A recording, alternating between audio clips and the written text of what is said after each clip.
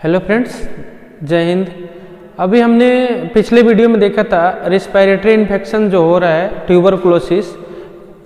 अब हम next video देखेंगे, ये भी रिस्पायरेशन से रिलेटेड ही है, जिसको हम बोलते हैं ब्रोंकाइटिस। ब्रोंकाइटिस ये क्या है? ये भी एक रिस्पायरेशन से रिलेटेड ही डिजीज है। ट्यूबरकुलोसिस हो गया, ब्रोंकाइटिस हो गया, अस्थमा हो गया, ये सारे चीज रिस्पायरेशन से रिलेटेड ही है। अब इसमें हम देखेंगे कि ब्रोंकाइटिस क्या होता है। हम आपको बताएंगे कि ब्रोंकाइटिस क्या होता है। फर्स्ट ऑफ ब्रोंकाइटिस, पहले हम देखेंगे ये हमारा क्या है, लंग्स का डायग्राम है। क्या है? लंग्स का डायग्राम। इसमें क्या हो रहा है, जो ब्रोंक्यूल्स में इन्फ्लामेशन हो जा रहा है। क्या हो रहा है? इन्फ्लामेशन हो जा रहा है ब्रोंक्यूल्स में। हमने क्या किया, एक नॉर्मल ट्यूब लिया। क्या किया? नॉर्मल ट्यूब लिया, और एक क्या है, इन्फ्लामेशन जिसमें हो गया है वो ट्यूब। जो नॉर्मल ट्यूब है उसमें क्या होगा, एयर इजीली पासेस हो जाएंगे। पहले हम बता दें, जो ब्रोंक्यूल्स होते हैं इसमें बहुत छोटे छोटे ट्यूब होते हैं जो एयर पास करते हैं। हमने यहाँ बताया है ये क्या करते हैं, ब्रोंक्यूल्स का वर्क क्या है, carry air to the lungs.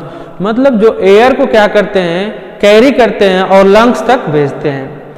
जो भी हम एयर ले रहे हैं वो क्या करते हैं, बाय द ट्रेकिया इनटेक करते हैं, देन ब्रोंक्यूल्स में जाता, ब्रोंकिया में जाता है, देन ब्रोंक्यूल्स में जाता है, देन उसके बाद से ब्रोंक्यूल्स क्या करता है, लंग्स में भेजता है, एयर को लंग्स में भेजता है। इसमें आप देखिए कि ये क्या हो रहा है, ये क्या है, नॉर्मल ट्यूब है। नॉर्मल ट्यूब में क्या हो रहा है कि एयर इजिली पास आउट हो जा रहा है, जबकि इसमें इन्फ्लामेशन होने की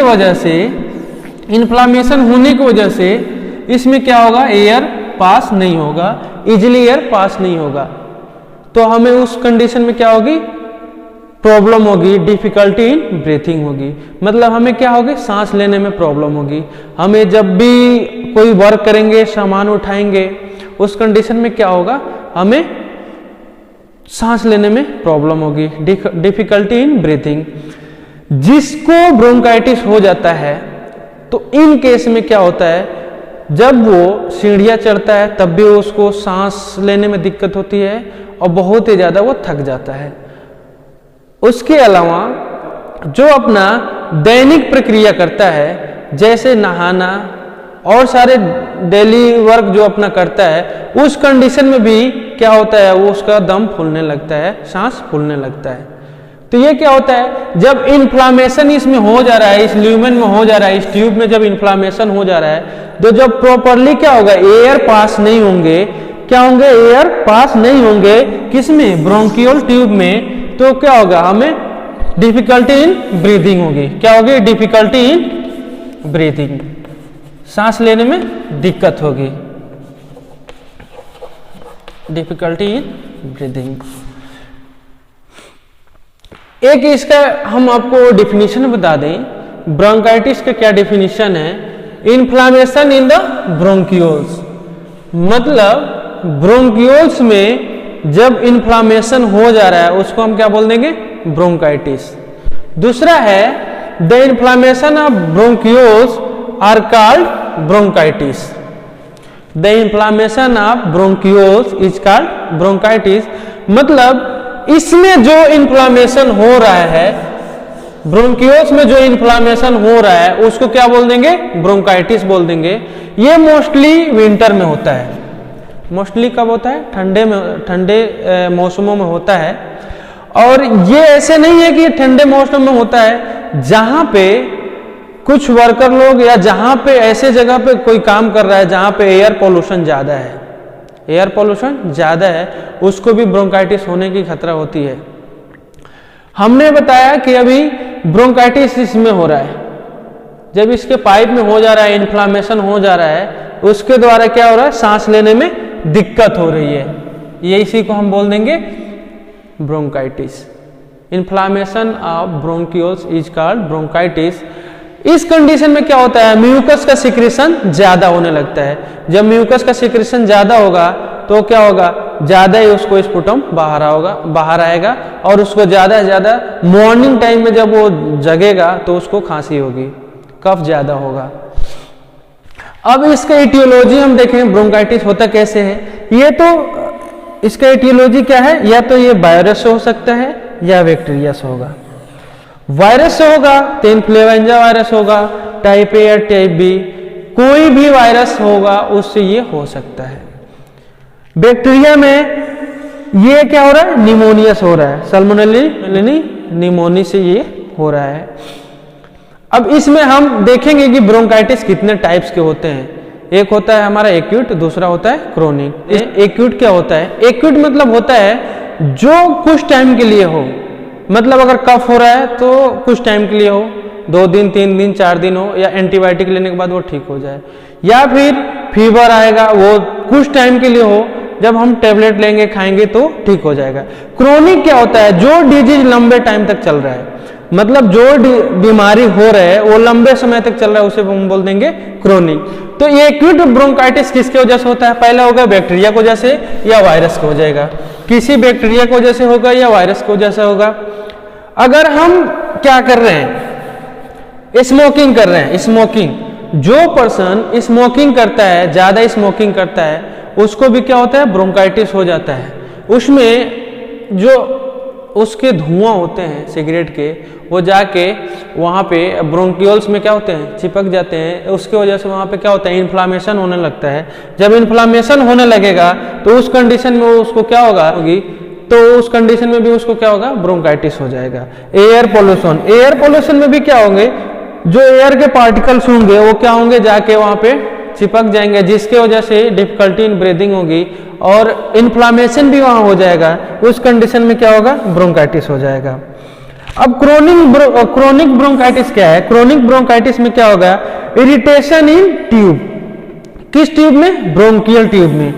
जो ये ब्रोंकियल ट्यूब है, इस ब्रोंकियल ट्यूब में क्या हो रहा है, इरिटेशन हो रहा है। इरिटेशन होने की वजह से क्या हो रहा है, इन्फ्लामेशन हो जा रहा है, और ये इन्फ्लामेशन धीरे धीरे धीरे धीरे होते होते होते होते लॉन्ग टाइम के बाद ये दिखाई देता है, जिसके वजह से इसे हम क्रोनिक कहते हैं।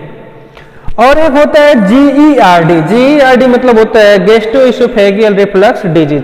गैस्ट्रोइसोफेगियल रिफ्लक्स डिजीज में क्या होता है, हमारे स्टमक में HCl होता है, HCl काफी एसिडिटी बनने की वजह से HCl ऊपर जाता है, जिसकी वजह से ये लंग्स में जाएगा, लंग्स में जाता है तो वहां पे इरिटेशन कॉज करेगा। इरिटेशन जब कॉज करता है तो वही वहां पे क्या होता है, ब्रोंकाइटिस होता है। इसको क्या करेगा, ब्रोंकियोल्स में क्या होगा, इन्फ्लामेशन होगा। जब इन्फ्लामेशन होगा तो उस कंडीशन में क्या होगा, ब्रोंकाइटिस हो जाएगा। अब इसका हम देखेंगे साइन एंड सिम्टम्स। पहले क्या है, चेस्ट पेन होगा, चेस्ट पेन। जिसको अगर ब्रोंकाइटिस हो गया उसको सीने में क्या होगा, दर्द होगा। दूसरा fever low grade, acute condition में क्या होता है, लो ग्रेड का फीवर होता है, और जब क्रोनिक हो जाता है तो उस कंडीशन में क्या होता है, फीवर हाई होता है और ज्यादा म्यूकस का फॉर्मेशन होने लगता है और ज्यादा उसको कफ आने लगती है और हाई फीवर हो जाता है। ठीक है, अब हम इसमें देखेंगे सेकेंड, थर्ड देखेंगे। थर्ड, एक्सेस म्यूकस फॉर्मेशन क्या होता है, एक्सेस म्यूकस का फॉर्मेशन होने लगता है, ज्यादा से ज्यादा म्यूकस का फॉर्मेशन होने लगता है।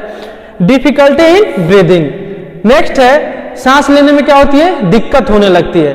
जब इसमें पल्मोनरी ट्यूब में जब इन्फ्लामेशन हो जाएगा तो सांस लेने में दिक्कत होगी।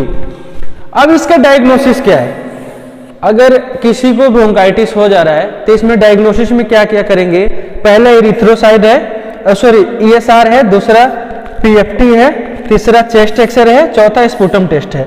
ESR क्या होता है, पहले ये चीज समझिए। ESR होता है एरिथ्रोसाइट सेडिमेंटेशन रेट। ESR क्या होता है, किसी भी व्यक्ति को अगर शरीर में कोई भी इन्फ्लामेशन होती है, या फिर कोई जैसे अस्थमा हो गया, या फिर उसको TB हो गया, या फिर टाइफाइड हो गया, और सारी कोई भी मतलब डिजीज हो रही है, उस कंडीशन में क्या होता है, बॉडी में जो ब्लड फ्लो है वो क्या होता है, धीरे धीरे सेडिमेंट होने लगता है। तो इस कंडीशन में क्या होता है, डॉक्टर ईएसआर लिखता है। ईएसआर में क्या होता है, एरिथ्रोसाइट सेडिमेंटेशन रेट देखते हैं कि हमारे ज्यादा बॉडी में सेडिमेंटेशन तो नहीं हो रहा है ब्लड का, तो उस कंडीशन में वो पता कर लेता है, उस हिसाब से अपना ट्रीटमेंट स्टार्ट करता है। दूसरा है इसमें पीएफटी टेस्ट। पीएफटी में होता है pulmonary function test. Pulmonary function test में ये होता है, एक इंस्ट्रूमेंट होता है, उसके द्वारा उसमें एयर को क्या करता है, पास आउट करता है और उसमें अपना रीडिंग को देखता है कि वो कितना उसका जो सांस मतलब प्रेशर करने की, एयर को जो प्रेस करने की क्षमता है वो ज्यादा उसमें दिखाता है। क्योंकि ब्रोंकाइटिस जिसको हो जा रहा है वो थोड़ा भी वर्क कर रहा है तो क्या हो रहा है, उसका दम फूलने लग रहा है, या फिर उसको सांस फूकने में या सांस लेने में या सांस रोकने में डिफिकल्टी होगी। इसीलिए ये टेस्ट करते हैं, जब पल्मोनरी फंक्शन टेस्ट करते हैं तो इसमें पता चल जाता है कि उसका रिस्पायरेशन कितना टाइम तक है, कितना टाइम तक वो अपने जो है ब्रीदिंग को रोक सकता है। और चौथा है, तीसरा है चेस्ट एक्सरे। चेस्ट एक्सरे से ये पता चल जाता है कि हाँ इसमें इन्फ्लामेशन हुआ है कि नहीं। और चौथा क्या है, स्पुटम। स्पुटम जांच करते हैं तो उस कंडीशन में हमें दो चीज पता चलता है, अगर ट्यूबरकुलोसिस हुआ है तो ट्यूबरकुलोसिस के बैक्टीरिया स्पुटम में उसमें आ जाएंगे, और ये ब्रोंकाइटिस हुआ है तो ब्रोंकाइटिस ऑलरेडी पता चल जाएगा। अब इसका ट्रीटमेंट क्या है, अगर किसी को ब्रोंकाइटिस हो जा रहा है तो इसका ट्रीटमेंट क्या है। नॉर्मली क्या है, उसको अगर ज्यादा सीवियर है तो रेस्ट कराइए या रेस्ट कंडीशन में रखिए। सीवियर नहीं है, नॉर्मल कंडीशन में ही है, अगर उसको ब्रोंकाइटिस है, ज्यादा ही वो थक जा रहा है तो उसको क्या करना है, रेस्ट के लिए रखना है। दूसरा है स्टीम।